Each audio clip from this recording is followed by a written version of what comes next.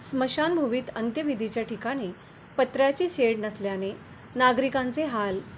गेल्या 6 महिन्यापूर्वी सदाशिवनगर स्मशानभूमी येथील मृतांची अंत्यविधी केली जाते।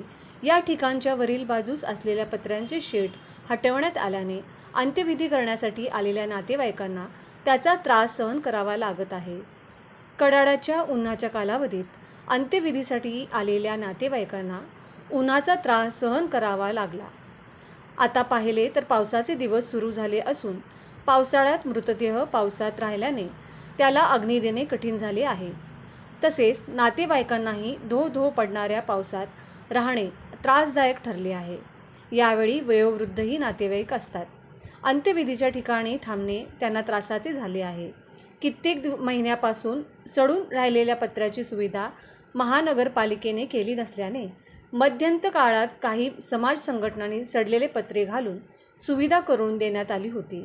मात्र महानगरपालिकेकडे सरकारचा इतका फंड येत असूनही याकडे कानाडोळा केल्याने नागरिकातून नाराजी व्यक्त केली जात आहे।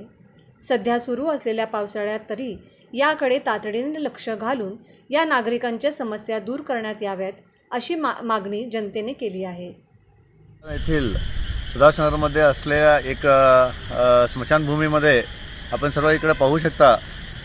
जे वरती हे जाळणारा एक हे आहे, पार्थिव शरीर जाळणारा एक स्थान आहे, स्मशान आहे सदाशिवनगरमधला। इथे 2-3 महिने उलटले आता ते वरती जे काही जंग पकडले म्हणून मग जे पत्रे काढलेले होते परंतु पत्रे बसवायची त्यांची जबाबदारी होती। ह्याचा उन्हाळ्यात पण जे लोक आले होते इकडे अंतिम संस्कार करण्यासाठी त्यांना उन्हाळ्याचा तडाखा पण त्यांना बसलेला आहे। आता पावसाळा सुरू झाला तर पण अजूनपर्यंत वरती हे पत्रे अजूनपर्यंत बसवलेले नाहीत। आता आलेले जे काही शवसंस्कार करणारे येतात ते शवसंस्कार करणार कुठे? ब्रिटिश कालीन तिकडे एक आहे, तिथं कॅपॅसिटी आहे 6, मग आता ऑलरेडी आता जाळलेले आहेत 5, मग 3 दिवसापर्यंत ते रक्षाविसर्जन होईपर्यंत ते हलवू शकत नाही।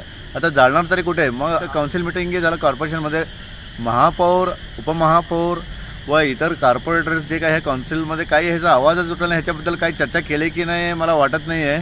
परंतु ह्यांचं जबाबदारी होती की हे बेळगावमधलं जे काही स्मशानभूमीचं 2-3 महिना उलटलं, वरती शटर हे पत्रे बसवलेले नाही, शीट्स नाही आहेत म्हणून, मग ह्याच्याबद्दल त्याने एवढं गंभीरता का नाही घेतलं म्हणून हे आम्हाला सांगायला खूप दुर्दैव वाटतं आहे। आता जे काही टॅक्स ह्याच्यासाठी पण टॅक्स त्यांनी वसुली करतात, परंतु हे टॅक्सबद्दल आज काउन्सिलमध्ये चर्चा पण करण्यात आली। परंतु इतकं सगळं टॅक्स वगैरे कलेक्शन करायचे हे सगळं चर्चा करायला येते, परंतु हे जे निवडून आलेले कॉर्पोरेटर्स किंवा आमदार लोक ह्याच्याबद्दल का चर्चा करत नाही? इथं हे इतकं मोठं एक गंभीर परिस्थिती आहे, इकडं पावसाळा सुरू आहे, परंतु ह्याचा विचार न करता त्याने टॅक्सबद्दल विचार केला। परंतु हे स्मशानभूमीमध्ये कसं ह्याचं पुनरुज्जीवन करायचं, अभिवृद्धी करायची आणि कसं लोकांना जनसेवा कसं करणार? तुम्ही जनसेवेसाठी तुम्ही निवडून आलेला आहात, परंतु तुम्ही जनसेवा सोडून काय जनसेवा करतात आणि तुम्हाला निवडून का द्यावं जनतेने? इथं वरती काही हे नाही आहे, पत्र नाही आहेत, मग पुढचा येत्या काळात लोकांचं काय हाल होणार आहे तुम्हाला माहिती आहे का? हे मी निवडून आलेले सर्व कॉर्पोरेटर, आमदार व महापौरांना विचारू इच्छितो, तुम्ही जनतेला जबाब द्या।